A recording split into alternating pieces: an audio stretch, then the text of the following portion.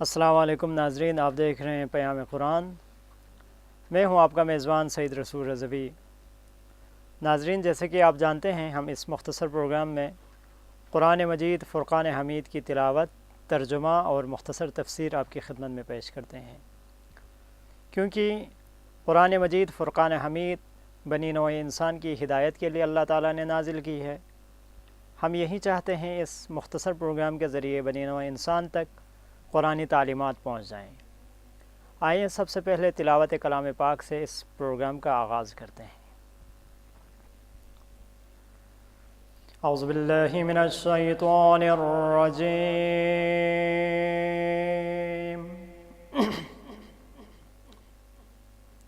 بسم اللہ الرحمن الرحیم، حتى إذا جاء أمرنا وفارت النور قل نحمل فيها من كل زوج اثنين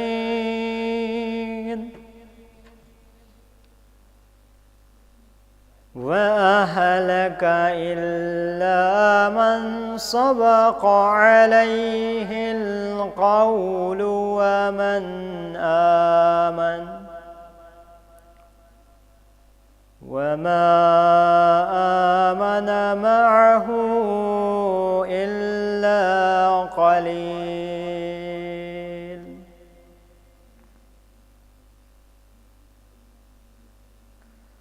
وقال اركبوا فيها بسم الله مجريها ومرساها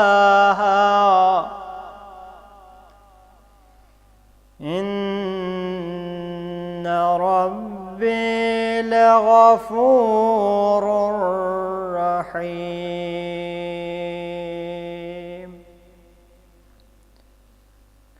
صدق اللہ العلی العظیم۔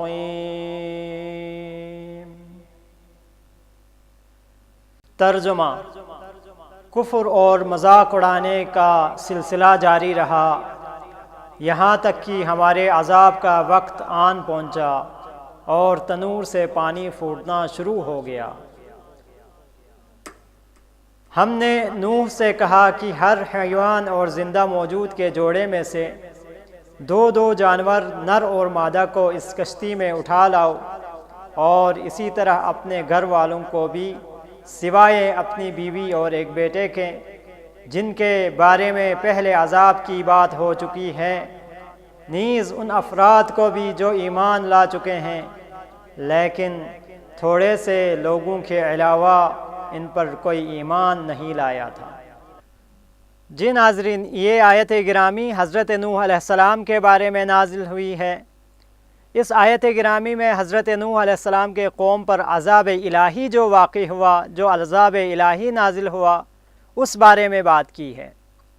اس آیت گرامی میں تنور سے مراد یا تو وہی تنور ہے جو ہم روزمرہ استعمال کرتے ہیں، جس سے روٹی وغیرہ بنائی جاتی ہیں، اور تنور سے پانی پھوٹنے سے مراد یا تو خدائی قہر کی شدت ہے کہ اس کا قہر اس قدر شدید تھا کہ تنور جو کہ آگ جلنے کی جگہ ہوتا ہے، اس سے پانی پھوٹنے لگ گیا ہے، یا پھر اس سے مراد ایک ایسا تنور ہے جس سے پانی پھوٹنے سے عذاب الہی کا آغاز ہو گیا ہے۔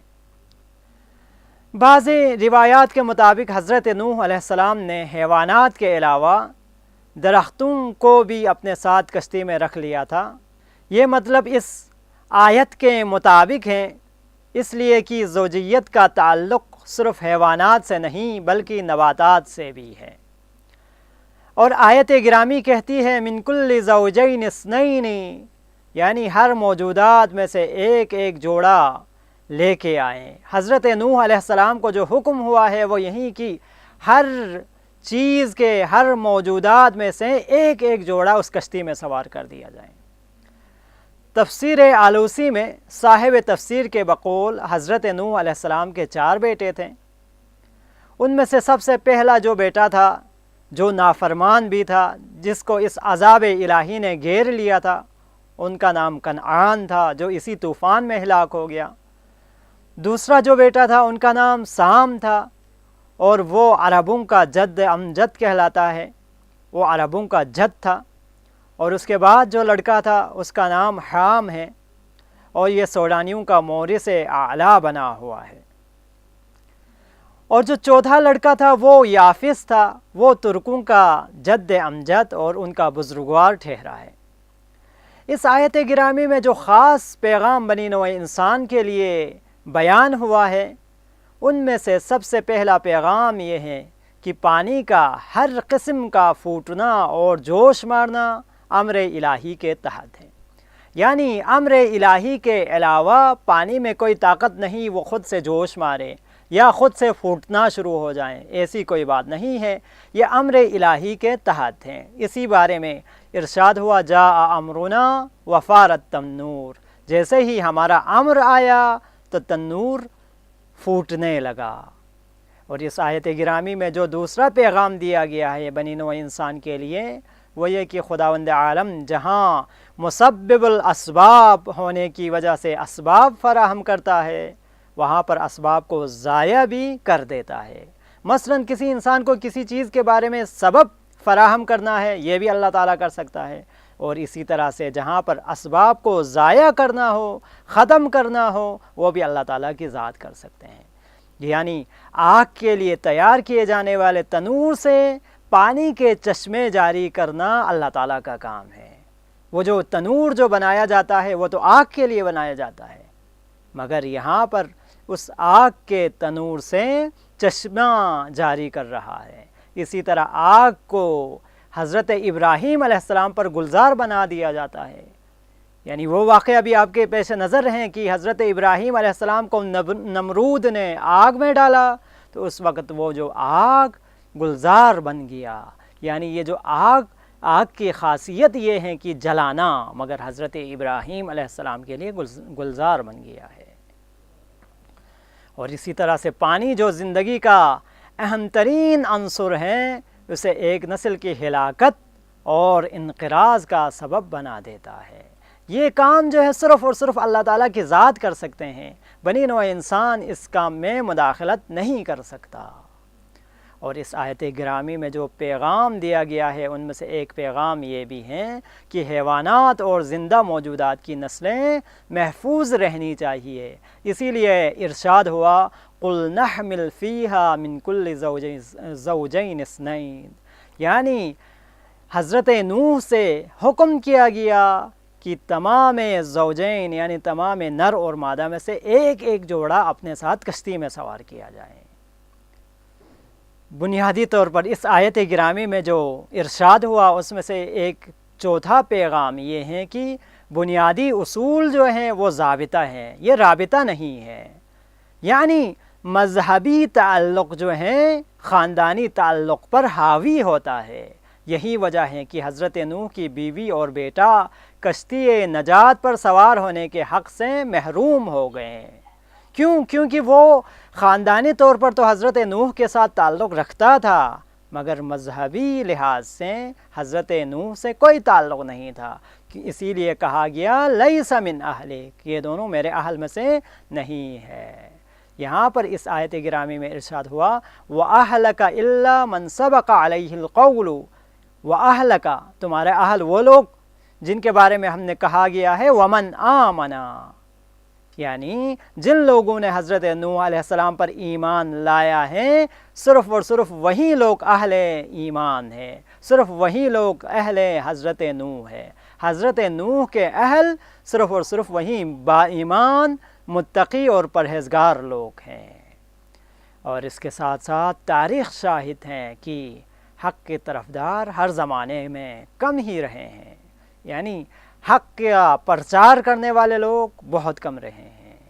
اور اس دوسری آیت گرامی میں جس میں فرمایا گیا وَقَالَ ارْكَبُوا فِيهَا بِسْمِ اللَّهِ مَجْرَيْهَا وَمُرْسَاهَا إِنَّ رَبِّي لَغَفُورٌ رَحِيمٌ، اور نوح نے کشتی کے مسافروں سے کہا کہ اس پر سوار ہو جاؤ، کیونکہ اس کا چلنا اور رکنا خدا کے نام کے ساتھ ہے، یقیناً میرا پروردگار بخشنے والا اور مہربان ہے۔ یہاں پر اس دوسری آیت گرامی میں جو ارشاد ہوا وہ یہ کہ حضرت نوح علیہ السلام کو جو حکم ہوا وہ یہی حکم ہوا کہ اللہ تعالیٰ کے نام کے ساتھ کشتی میں سوار ہو جاؤ۔ اللہ تعالیٰ کے نام کے ساتھ کشتی میں سوار ہونے کا حکم دیا گیا، اور ساتھ ساتھ یہ بھی کہا گیا کہ چلنا اور رکنا خدا کے نام کے ساتھ ہے، اور اس کے ساتھ ساتھ خداوند کریم بخشنے والا اور مہربان ہے۔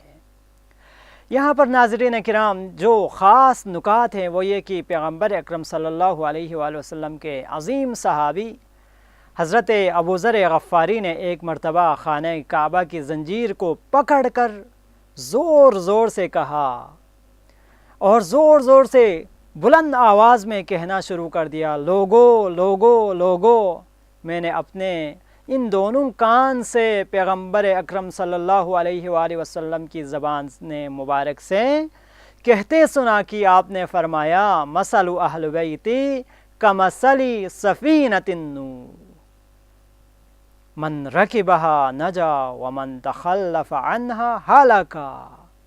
فرمایا گیا، ابو ذر فرما رہے ہیں، میں نے اپنے پیغمبر سے ان دونوں کانوں کے ذریعے سنا کہ مثل اہل بیتی، میرے اہل بیت کی مثال، کا مثل سفینۃ نوح، حضرت نوح کی کشتی کی مانند ہے، کشتی جیسی ہے، جو اس پر سوار ہوا، من رکبہا نجا، جو اس پر سوار ہو گیا اس نے نجات پائی، جو اس سے دور ہوا وہ ہلاک ہو گیا۔ یقیناً اہل بیت علیہ السلام سفینہ نجات ہیں۔ البتہ اس حدیث نبوی کو صدر اسلام کے بہت سے دوسرے بزرگوں نے، مثلاً ابو سعید خدری، حضرت ابن عباس، حضرت عبداللہ ابن زبیر اور حضرت انس بن مالک وغیرہ نے بھی نقل کیا ہے، اور حضرات اہل سنت کی مشہور و معروف کتابوں میں بھی یہ حدیث موجود ہے، جس میں کہا گیا کہ میری اہل بیت کی مثال حضرت نوح کی کشتی کی مانند ہے، یعنی جو اہل بیت علیہ السلام سے متمسک ہوگا،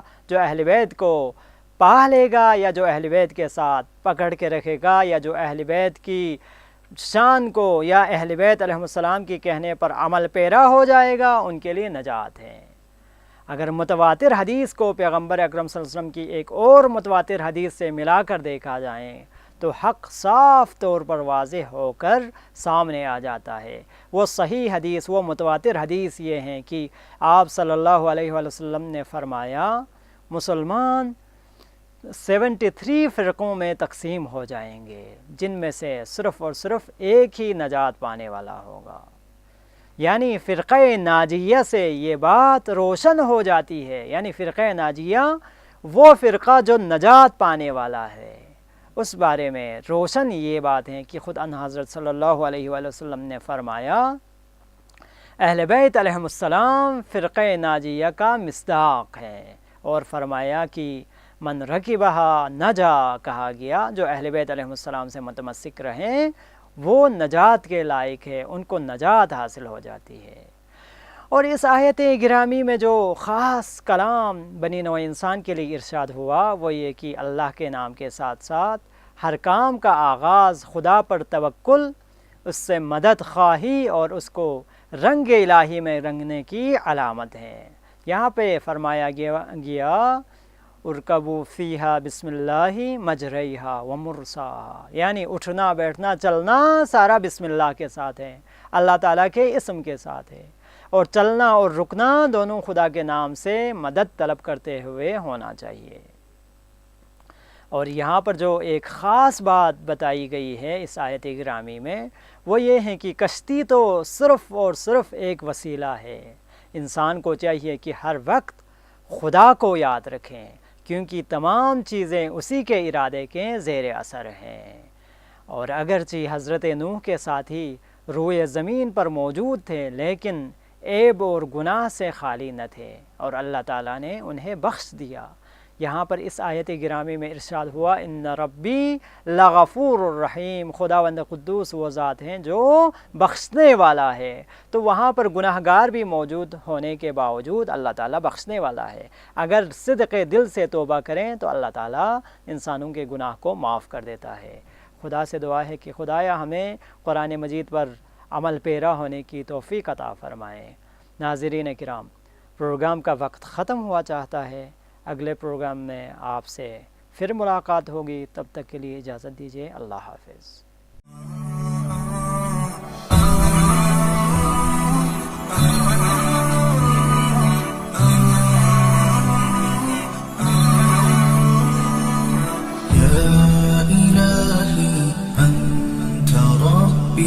ذو الجلال